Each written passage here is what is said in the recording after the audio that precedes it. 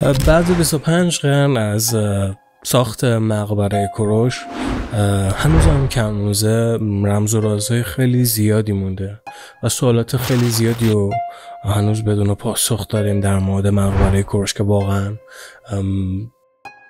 ماجرای این مقبره چی بوده، یعنی اینکه آیا واقعا مقبره کوروش بوده و یا اینکه اصلا سازش همینه یا اینکه مثلا زیرش ساز مخفی کار کردن یا اینکه مسئله دیگه ای بوده پشت این قضیه. با اینکه میگن حتی کوروش کبیر توسط اسکندر مقدونی مقبرش سرقت شده و یا اینکه بیسیبرهای دیگه از تاریخ میگن که مثلا جسد و تابوت با هم دزدیده شده. حالا ما میخوایم داخل این ویدیو کنار هم دیگه با هم ببینیم که واقعیت مسئله مقبره کوروش کبیر چی بوده. این اولین ویدیوی چنلمونه و اینکه قراره ویدیوهای زیادی رو با هم شروع بکنیم. امیدوارم که چنل من رو ساب بکنید و این ویدیو هم لایک بکنید. من عارفم از چنل پژواک پارسی.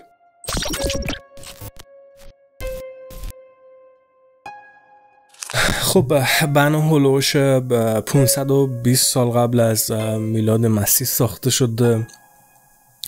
و بنا داره 6 تا پله است که بالای این 6 تا پله در مرکزیت یه اتاقک کوچیک قرار داره که مقبره خود مزار کوروش کبیر داخل این اتاق قرار داره. و نکته جالب اینه که این مقبره با هیچ ملاتی ساخته نشده و تعجب تمام دانشمندا و پژوهشگرا اینجاست که با اینکه از هیچ ملاتی ساخته نشده انقدر کیپ و محکم ساخته شده که فضای خالی بین دوتا سنگ شما چیزی نمیتونی، حتی یه سوزن هم نمیتونی وارد بکنی. انقدر این بنا مقاوم و در زمان خودش استثنایی بوده.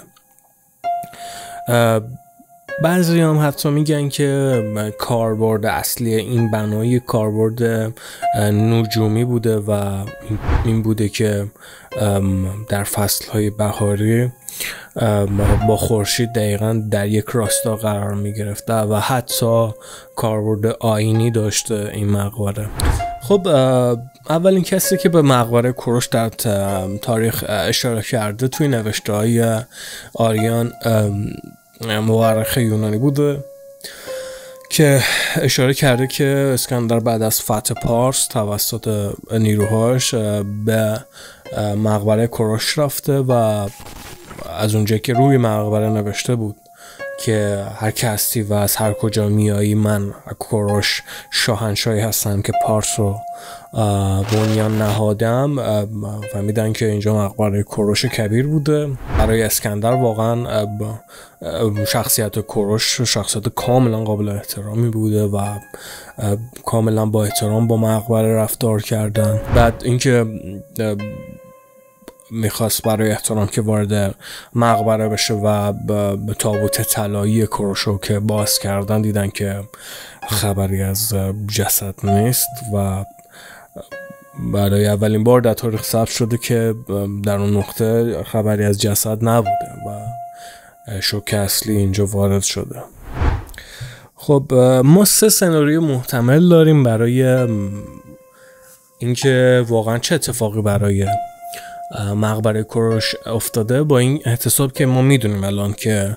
توسط کتیبه و مورخا که ثبت شده اینجا واقعا مقبره کوروش کبیر بوده. اولین سناریوی محتمل اینه که جسد در حین جنگ با اسکندر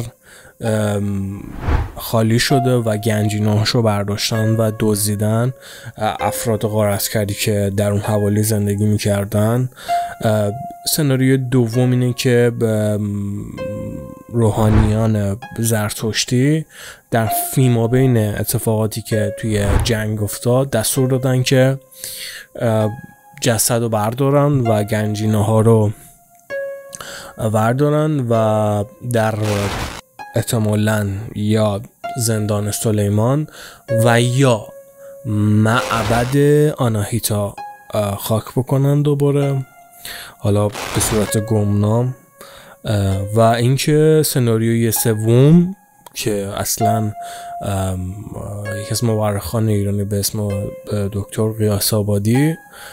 به این اعتقاد داره که اصلا از اول هم جسدی نبوده داخل اون مقبره و بیشتر شاهنشاهی هخامنشی میخواست ارتباط زمین و آسمون و کیهانو تو حکومت خودش نشون بده که این حکومت الهی و حکومت کیهان و حکومت بزرگیه. و این سه سناریو رو ما در مورد مقبره کوروش محتمل میدونیم. در سال 1951 که اوایل دهه شمسی میشه، کاوشگر خارجی به اسم دیوید استرناخ که اومده بود برای کاوش در مقبره کوروش کبیر متوجه شدش که در قسمتی از خود مقبره یک حفره بزرگی وجود داره که